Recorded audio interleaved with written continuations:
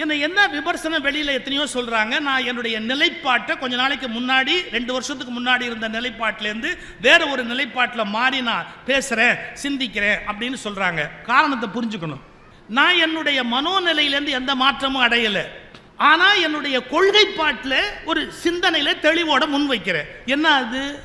நான் இந்துவாக இருக்க விரும்புகிறேன், ஆனால் ஒரு இஸ்லாமியரை வெறுக்க விரும்பவில்லை.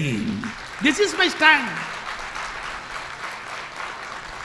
ஆனா என்ன சொல்றாங்க தெரியுங்களா? நீ ஒரு உண்மையான இந்துவா இருக்கணும்னா இஸ்லாமியனை வெறுத்தாதான் நீ இந்துவா இருக்க முடியும்னு சொன்னா என்னால் அதை ஏற்றுக்கொள்ள முடியாது. நான் ஒரு இந்துவாக இருக்கிறேன், அதற்காக ஒரு கிறிஸ்துவரை என்னால் வெறுக்க முடியாது. நான் கிறிஸ்துவரை வெறுக்காத இந்துவாக இருக்கிறேன், இஸ்லாமியரை வெறுக்காத இந்துவாக இருக்கிறேன்.